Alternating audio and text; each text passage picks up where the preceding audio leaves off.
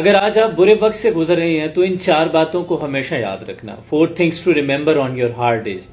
Number 1، یہ جو وقت گزر رہا ہے، یہ جو ایام چل رہے ہیں جس میں آپ مصیبتوں میں، مشکلات میں مبتلا ہیں، یہ آپ کی زندگی کی کہانی میں سے صرف ایک چیپٹر ہیں، ایک باب ہیں. مکمل کی کہانی یہ تو نہیں. اس کے بعد اگلا چیپٹر آئے گا جو خوشگوار ہے، اور اللہ فرماتا ہے کہ نا امید مت ہونا، لا تقنطوا من رحمت اللہ، میری رحمت سے نا امید نہ ہونا.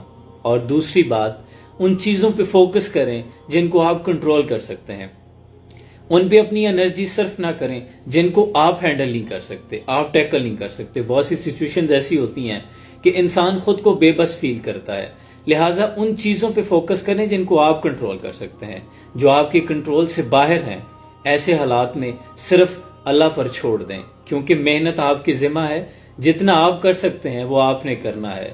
آپ نے دعا کرنی ہے، مشکل وقت کے لیے محنت کرنی ہے، اور جب دعا ایڑیاں رگڑنے پہ آتی ہے تو قبولیت کے چشمے میں ضرور ہلچل ہوتی ہے. لیکن ان چیزوں پہ اپنی انرجی ویسٹ نہ کریں جو آپ کے بس سے باہر کی باتیں ہیں. اور تیسری، سم ٹائم جب آپ مشکل میں ہوتے ہیں تو آپ کو کسی سہارے کی ضرورت ہوتی ہے، کسی مدد کی ضرورت ہوتی ہے. تو اس کے لیے آپ ذرا بھی کبھی شرم محسوس نہ کریں.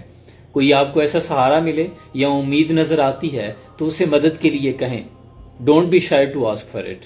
اس کے لیے بالکل شرم محسوس نہ کریں، کہہ دیں، کیونکہ ڈوبتے کو تنکے کا سہارا ہوتا ہے. نمبر 4، یہ جو وقت گزر رہا ہے سدا یہ وقت نہیں رہے گا، یہ گزر جائے گا. دل نا امید نہیں، ناکام ہی تو ہے، لمبی ہے غم کی شام مگر شام ہی تو ہے. قرآن کہتا ہے ان مع العسر یسرا، ہر مشکل کے ساتھ آسانی ہے. اگر تاریکی ہے، اندھیرا ہے، تو صبح روشن آپ کے منتظر ہے.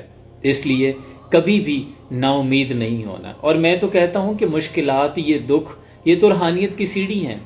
جب آپ کو مشکل آتی ہے تو آپ اپنے اللہ سے کنیکٹ ہوتے ہیں. ایسی ہر ٹھوکر، ایسی ہر بے توجہی، ہر مشکل کو سلام جو آپ کو اپنے رب کے حضور لا کھڑا کرے.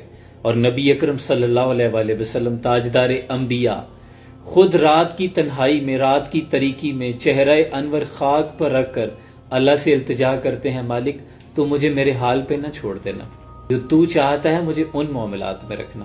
اللہ آسانی حاصل اور تقسیم کرنے کا شرف عطا فرمائے. سلام پہنچے.